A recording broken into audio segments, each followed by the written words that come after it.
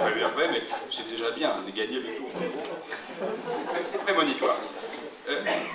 C'est un aréopage impressionnant, donc je vais chercher de l'aide, parce que là je suis un peu ému de parler pour la première fois devant une telle assemblée, essentiellement du MP. Donc je voudrais ramener, j'ai ramené des aides, j'ai ramené une aide.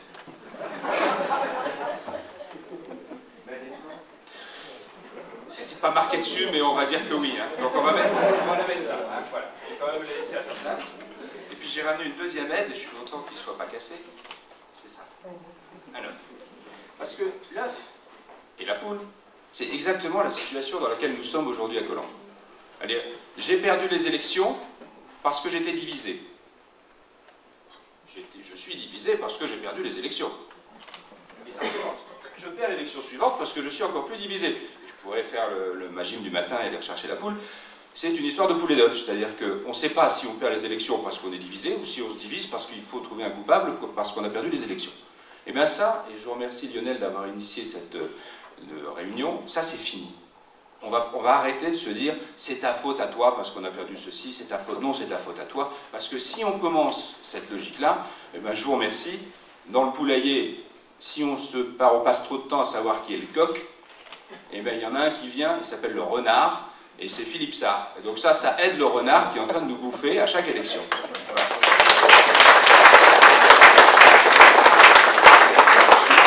Je suis content que ça vous plaise, maintenant je suis bien emmerdé parce que je ne sais pas quoi faire de l'œuf. C'est symbole, je donne l'œuf à Lionel. Ah bon, la poule, je la garde, voilà, je connais. Donc, voilà, bon, plus sérieusement quand même. Même si, excuse-moi de te reprendre Lionel sur ce point de détail, la Bérésina était finalement une victoire, nous on est dans des victoires à la Pyrrhus éventuellement, mais on n'est même pas là-dedans, c'est-à-dire qu'à chaque fois on perd. Alors, donc, pour éviter de perdre, il faut travailler ensemble. Moi, je représente une sensibilité qui n'est pas exactement celle qui est la vôtre, mais j'ai compris, je vais dire un peu tardivement, mais on ne va pas revenir dans la poule et l'œuf, hein, j'ai compris qu'on ne pouvait pas gagner cette mairie si on n'était pas unis un minimum. L'union, ça veut dire quoi? C'est peut-être le choix du coq, mais ce n'est pas ça l'union. L'union, c'est d'abord travailler sur les programmes en commun.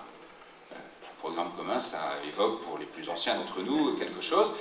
Ça n'a jamais empêché les forces présentes dans le programme commun de faire des listes différentes, de s'opposer, de se taper sur la gueule, mais on savait qu'à un moment, au deuxième tour, ils étaient tous ensemble.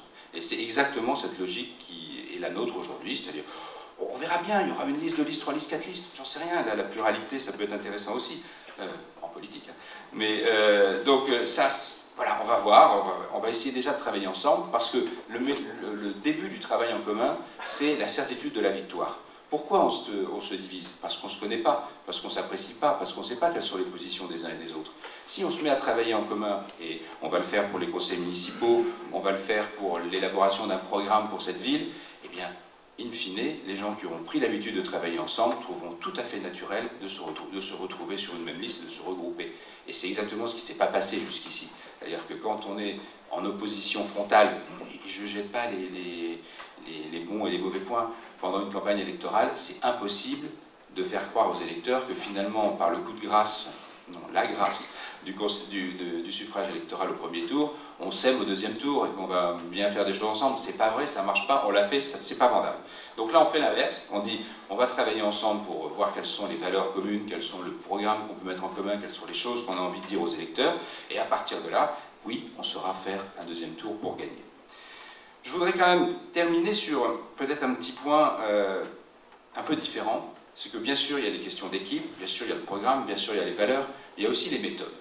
Et ça, je crois que c'est important, et je remercie encore une fois Lionel d'avoir initié cette réunion, c'est important de dire qu'on a des méthodes qui ne sont pas des méthodes barbares, on n'est pas là pour se taper dessus, on a des méthodes constructives, et on va les respecter. Et ça, je dois dire que quand Lionel m'a parlé de cette réunion la première fois, c'était, si j'ai bonne mémoire, pendant les élections dernières, où nous avons pris un café et refait le monde à notre petit niveau, et bien ça m'est apparu comme quelque chose de très positif. Et je voudrais vraiment qu'on reste sur cette idée, c'est que ce qui nous divise est moins fort que ce qui nous rassemble, et c'est là-dessus que nous allons travailler. Merci de votre attention.